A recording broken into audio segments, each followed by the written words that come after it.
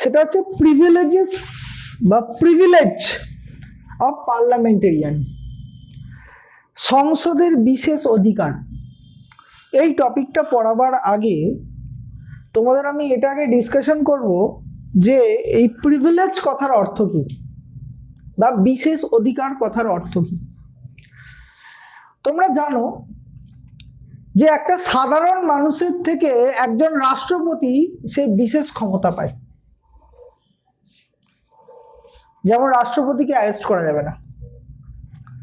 একজন সাধারণ মানুষের থেকে একজন সুপ্রিম কোর্ট এবং হাইকোর্টের যিনি বিচারপতি হন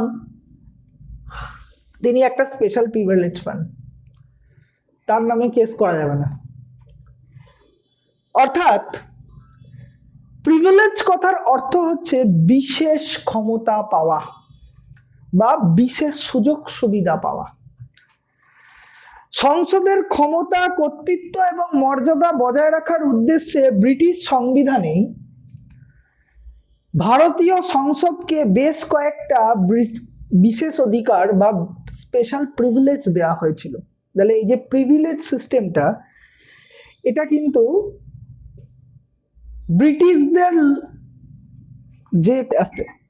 ব্রিটিশদের কিন্তু তৈরি করা জিনিস ছিল।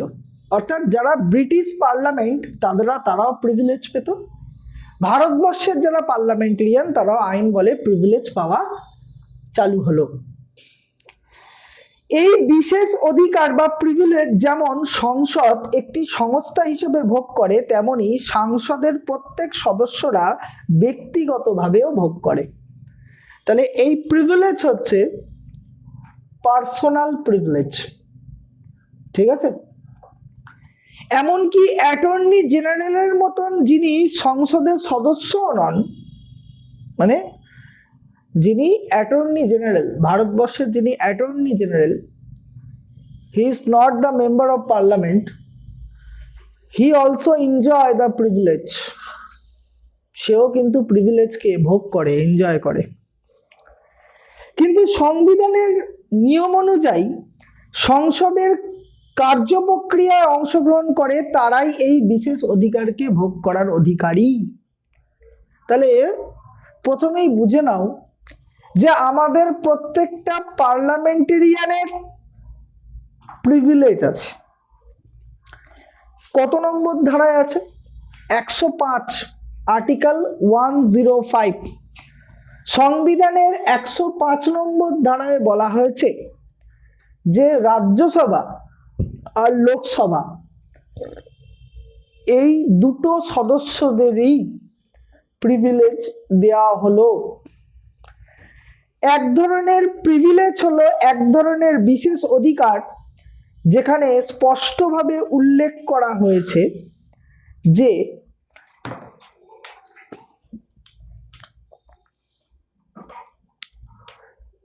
যেসব বিশেষ অধিকার 105 নম্বর ধারায় উল্লেখ করা হয়েছে সেটাই আমাদের আলোচনা করতে হবে।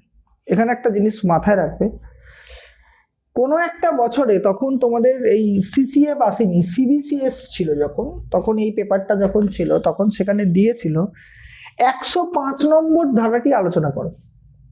তাহলে এটা মাথায় রাখতে হবে। ওই যেমন 51 ক বলতাম না, নাগরিকের কর্তব্য, ডিউটি অফ সিটিজেন, সেরকম 105 এই আর্টিকেলটা হচ্ছে প্রিভিলেজ অফ এমপি, ঠিক আছে। সেখানে কি বলা হলো? বাক স্বাধীনতা। সংসদের ভিতরে একজন সদস্য সম্পূর্ণ বাক স্বাধীনতা ভোগ করবে। এই বাক স্বাধীনতা ভোগ করতে গিয়ে তাকে সংবিধান এবং সংসদের নিয়মাবলী মেনে চলতে হবে।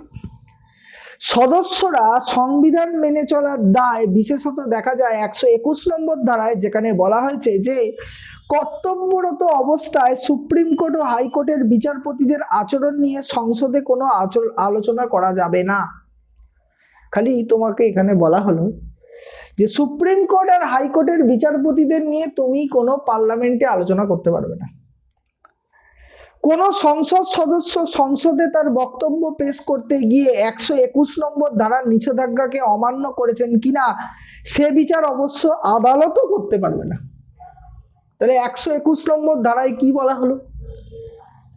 এমপিদের প্রিভিলেজ দেয়া হয়েছে, right to express freedom, right to express freedom to express দেওয়া হয়েছে। কিন্তু তার মানে এটা নয় সে একটা জায়গাতেই ব্যারিয়ার হচ্ছে, সেই জায়গাটা হচ্ছে সে হাইকোর্ট এবং সুপ্রিম কোর্ট, এই দুটো কোর্টের জাজমেন্টের উপর কোনো কথা বলতে পারবে না, তাদের জাস্টিসদের উপর কোনো অভিযোগ আনতে পারবে না। ওকে, ঠিক একই রকম ভাবে সংসদের ভিতরে যদি কোনো ঘটনা ঘটে তার জাজমেন্টও হাইকোর্টেও হবে না, সুপ্রিম কোর্টেও হবে না। ভালো করে বোঝো, সংসদের ভিতরে যদি মারামারিও হয়, ধরো সংসদের ভিতরে কোনো একজন এমপি আরেকজন এমপিকে থাপ্পড় মেরে দিয়েছে, এটা যদি বাইরে ঘটতো তাহলে কি হতো? এর বিচার কোথায় হতো? আদালতে হতো। কিন্তু যখন সংসদের মধ্যে তুমি আছো, তখন যদি মারামারি পর্যন্ত হয় তাহলে তার জাস্টিস কোর্টে হবে না, আইন সভাতেই হবে। কে দেবে? স্পিকার দেবে। তখন স্পিকারটাই, হ্যাঁ হয়েছে, ঠিক আছে। সে বিচার করবেন সেই সভার সভাপতি বা অধ্যক্ষ। সংসদীয় নিয়মও সংসদ সদস্যের বাক স্বাধীনতাকে খর্ব করে, কারণ প্রতিটি সদস্য নিয়মাবলী মেনে চলতে বাধ্য।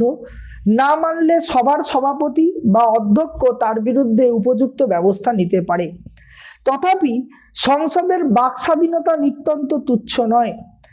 সংবিধান প্রদত্ত বাক স্বাধীনতার প্রকৃতি বিশ্লেষণ করতে গিয়ে তেজ কিরণ জৈন বনাম সঞ্জীব রেড্ডির একটি মামলায় বলা হয়, সংসদের অধিবেশন চলাকালীন সদস্যরা যে মন্তব্য করেন তা আদালতের বিচারাধীন নয়। ওকে, আমি একটু বলি। Once it was provided that Parliament was sitting and its business has been transferred, any said during the course of that business was from proceeding in any court.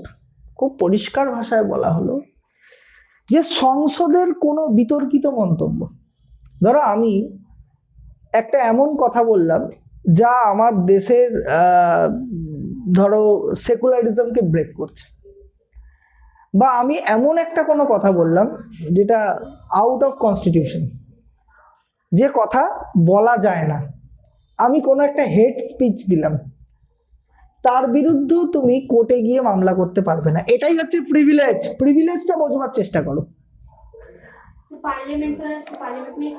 ইয়াস, পার্লামেন্টের ঘটনা মানে ব্যাপারটা হচ্ছে, ধরো আমি হচ্ছি স্পিকার, তোমরা হচ্ছে সবাই এমপি, তোমরা মারামারি করো, কোনো হেড স্পিচ দাও, উইদাউট এনি কনস্টিটিউশনাল টক্স তোমরা যদি বলো, তাকে নিয়ে কোনো এমপি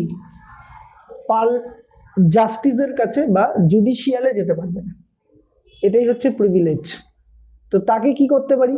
আমি ধরো বললাম ও আইন অবমাননা করেছে, সংসদকে অবমাননা করেছে, আমি ওকে সাসপেন্ড করতে পারি, আমি ওকে মার্শাল দিয়ে বাড়ি বার করে দিতে পারি। তাহলে স্পিকার বুঝবে, এমনকি তাকে আমি রেজিগনেশনও করাতে পারি। তাহলে এখানে জাস্টিস হচ্ছে স্পিকার, নট দ্য জুডিশিয়াল। বুঝতে পারলাম? ঠিক আছে। সংসদের ভিতরে তুমি যাই অ্যাক্টিভিটিস করো না কেন, সেটা যদি অফেন্সিভ হয়, সেই অফেন্সিভ অ্যাক্টিভিটিসের ওপর তুমি কোনো কোর্টে মামলা করতে পারবে না। এটাই হচ্ছে প্রিভিলেজ, প্রথম প্রিভিলেজ। 2, আদালত থেকে অব্যাহতি। ঠিক আছে, 105-এর 2 নম্বর ধারা, প্রথম যেটা বললাম সেটা হচ্ছে 105-এর 1 নম্বর ধারা। 2 নম্বর ধারা, 105-এর 2 নম্বর ধারায় বলা হলো, সংসদে বা সংসদীয় কমিটিতে একজন সদস্য যাই বলুন না কেন, তার জন্য তার বিরুদ্ধে আদালতে মামলা করা যায় না। খুব পরিষ্কার কথা, আমি যাই বলি না কেন, তুমি আমার নামে আদালতে মামলা করতে পারবে না। আমি যদি বালাবার তলায় মোড়ে বলি তাহলে তুমি করতে পারবে।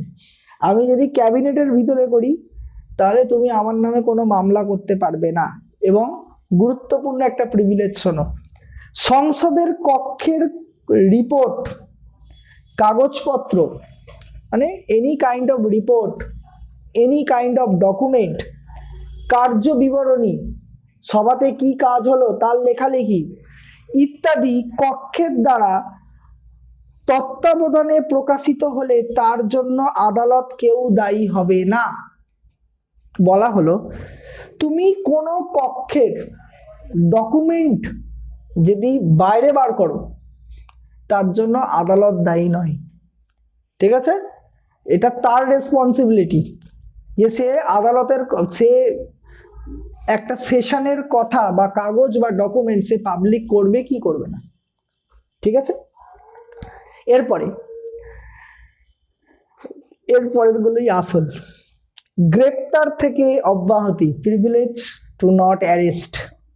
ঠিক আছে, একজন সংসদ সদস্যকে সংসদের একটি অধিবেশন শুরু হওয়ার আগে 40 দিনের মধ্যে এবং অধিবেশন শেষ হওয়ার পর 40 দিনের মধ্যে কোনো ফৌজদারি অভিযোগে গ্রেপ্তার করা যাবে না। ঠিক আছে, তবে এই অব্যাহতি অভিযোগ আদালত অবমাননার অভিযোগ বা নিবর্তনমূলক আটকের ক্ষেত্রে প্রযোজ্য হবে না। ঠিক আছে, ক্রাইম যদি হয়, বলা হলো কোনো দেওয়ানি অভিযোগে গ্রেপ্তার করা যাবে না। তোমরা জানো যে কেস দুরকম হয়, এক হচ্ছে সিভিল, দুই হচ্ছে ক্রাইম। আমি কোনো একটা জায়গায় গিয়ে স্পিচ দিয়েছি, ভালো করে শোনো। এবারে এতক্ষণ আমি কি বলছিলাম, বাইরে গ্রেপ্তার করা যাবে, কিন্তু তার একটা কন্ডিশন আছে। ঠিক আছে, তোমরা জানো যে পার্লামেন্টের 4টে সেশন হয়, শীতকালীন এখন চলছে, গ্রীষ্মকালীন, বাদল অধিবেশন আর বাজেট অধিবেশন। এই 4টে সেশন হয়, সব দিন পার্লামেন্ট হয় না, স্কুল নয় ওটা, প্রত্যেক দিন প্রেজেন্ট দিতে হবে। ঠিক আছে, 4বার পার্লামেন্টারি যে সেশন হয়, সেই পার্লামেন্টারি সেশনের 40 দিন আগে আর 40 দিন পরে এইটার মধ্যে একটা আইনের ফাঁক আছে, হিসাব মতন তাকে অ্যারেস্টই করতে পারবে না। আরে 4-3-12, ভালো করে বোঝ, 4-3-12 মানে 3 মাস ছাড়া ছাড়া অধিবেশন হচ্ছে, তার 40 দিন আগে আর 40 দিন পর। অর্থ কি? গ্যাপটা কোথায়? ঠিক আছে, 10 দিন কা গ্যাপ তো হিসাব করে করতে হবে, কিন্তু মাথায় রাখতে হবে কি অভিযোগ, সিভিল। ক্রাইম যদি হয়, তোমার নামে খুনের মামলা, তোমায় অ্যারেস্ট করবে। ঠিক আছে, তোমার নামে ধর্ষণের অভিযোগ, হ্যাঁ, ক্রাইম হবে না, ক্রাইমে অ্যারেস্ট করবে। ঠিক আছে, কিন্তু সিভিল মামলাতে বলা হয়েছে, আমি আবার বলছি, একজন সাংসদকে, একজন পার্লামেন্টেরিয়ানকে সংসদ অধিবেশন শুরু হওয়ার আগের 40 দিনের মধ্যে এবং অধিবেশন শেষ হওয়ার পর 40 দিনের মধ্যে কোনো দেওয়ানি অভিযোগে গ্রেপ্তার করা যাবে না। ঠিক আছে, তবে ফৌজদারি অভিযোগে গ্রেপ্তার করা যাবে, সোজা কথা। ঠিক আছে, রাষ্ট্রপতি মানে বুঝলাম না,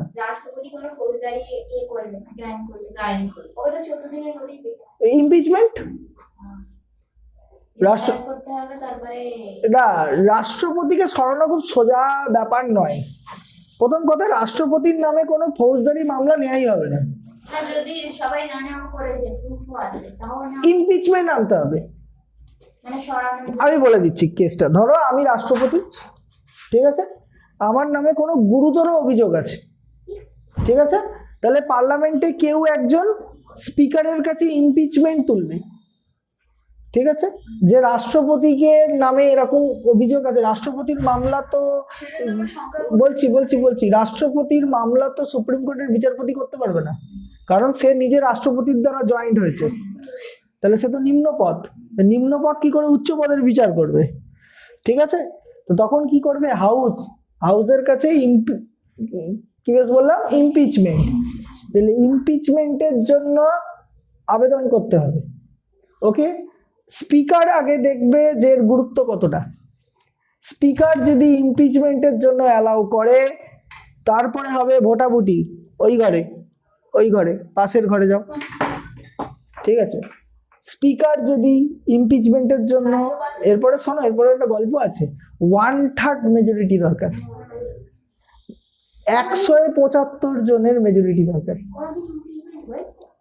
আমার জানা বোঝার মধ্যে এখন অব্দি হয়নি। ভারতবর্ষ এখনো এত খারাপ জায়গায় যায়নি যে রাষ্ট্রপতির বিরুদ্ধে ইমপিচমেন্ট আনবে। হ্যাঁ, ওটা আবার দেশ নাকি? ও তো একটা গণতান্ত্রিক দেশকে, মানে প্রধানমন্ত্রীকে সরিয়ে দিয়েছে।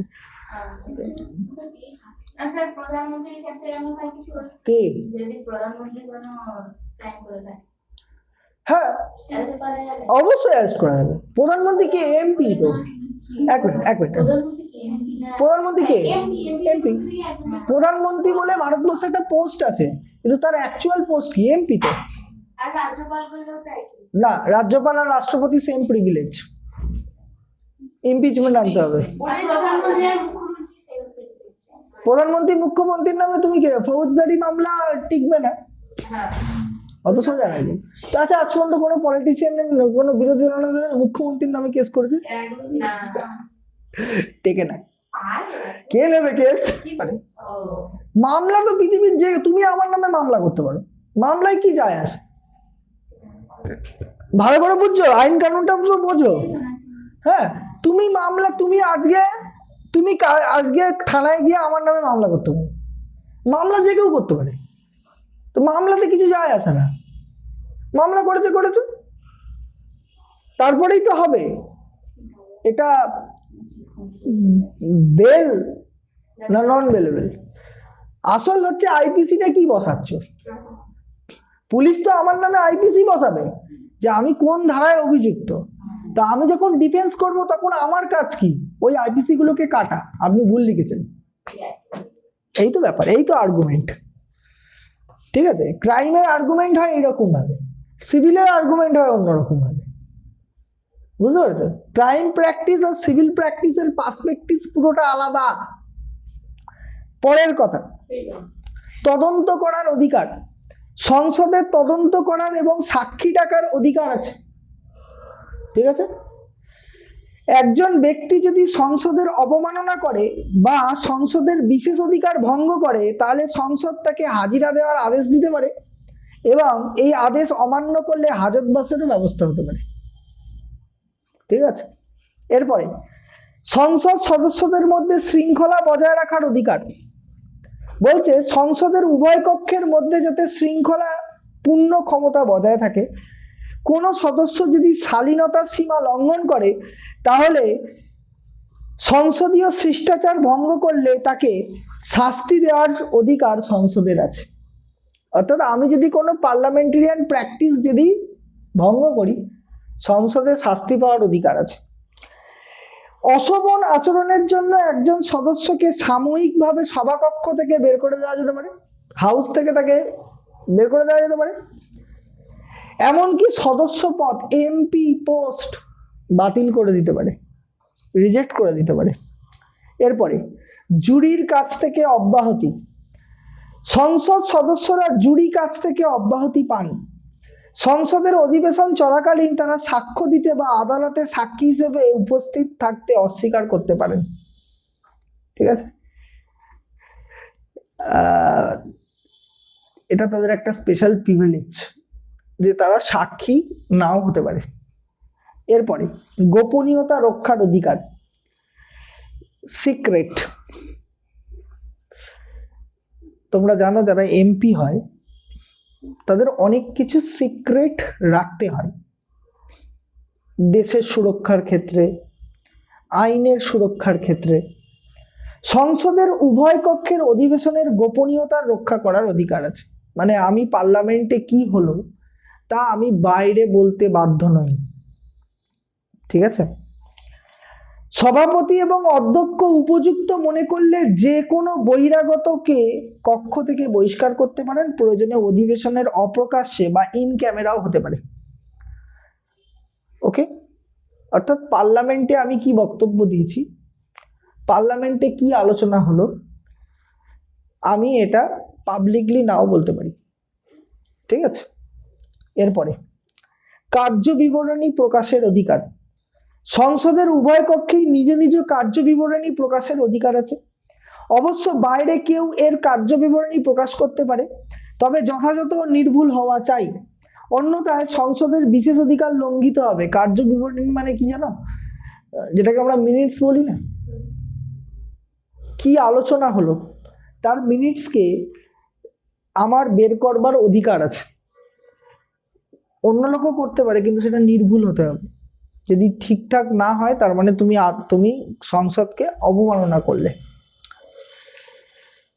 তাহলে এটুকুই হচ্ছে বিষয়।